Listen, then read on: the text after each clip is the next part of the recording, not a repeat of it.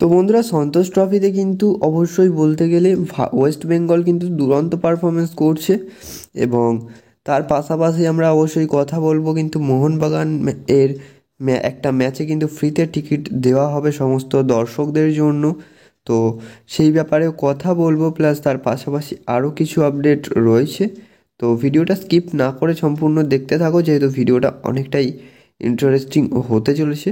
তো চলো বন্ধুরা, ভিডিওটা স্টার্ট করা যাক। তো বন্ধুরা, প্রথমেই বলি আইএসএল এর দুটো ক্লাব হায়দ্রাবাদ এফসি এবং কেরালা ব্লাস্টার্স এফসি, তারা তাদের নিজেদের যে কোচ তাদেরকে কিন্তু ছেড়ে দিয়েছে। তো তাদেরকে অফিসিয়ালিভাবে কিন্তু ছেড়ে দিয়েছে তারা।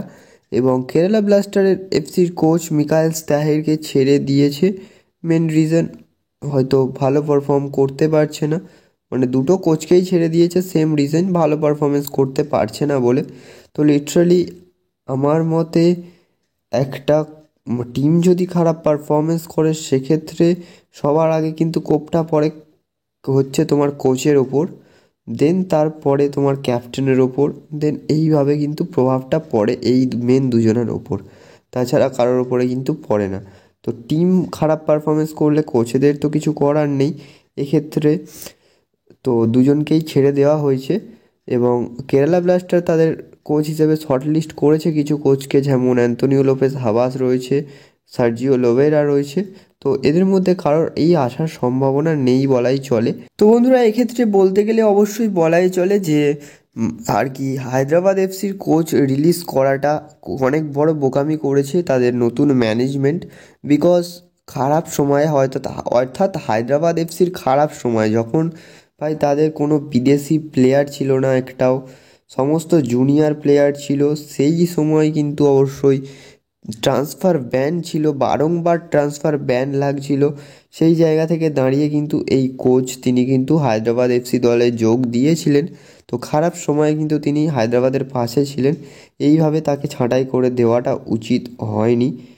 তো কেরালার ব্যাপারটা আলাদা, কেরালা ব্লাস্টার এর যে কোচ মিকায়েল স্ট্যাহেরকে ছাড়া হয়েছে, মেন রিজন যে ফ্যান্সদের চাপে পড়ে কিন্তু তাকে ছাড়া হয়েছে।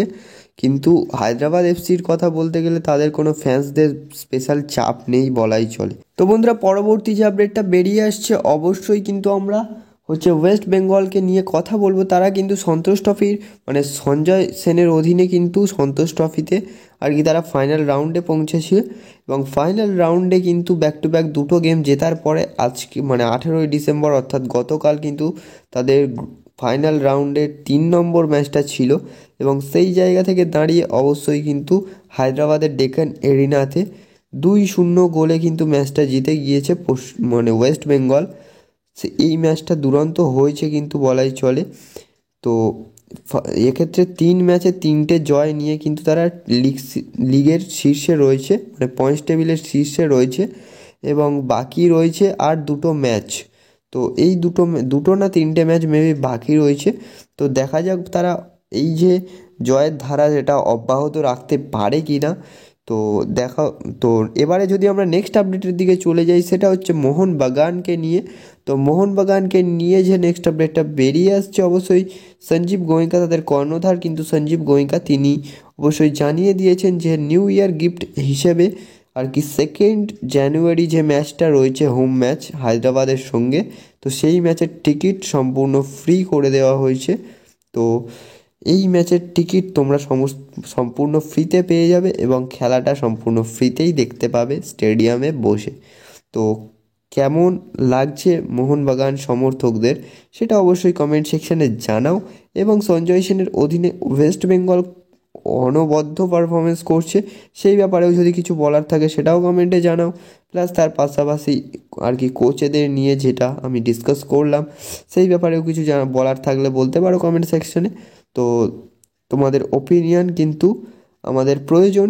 অ্যান্ড ভিডিওটা বন্ধুরা যদি ভালো লেগে থাকে একটা করে লাইক করে দাও, অ্যান্ড চ্যানেল নতুন হয়ে থাকলে সাবস্ক্রাইব করে পাশে থাকা বেল আইকনটা অল অপশানে সেট করে দাও, যাতে আমাদের চ্যানেলে কোনো রকম ভিডিও আপলোড হলে সবার আগে তোমাদের ফোনে নোটিফিকেশানটা চলে যায়।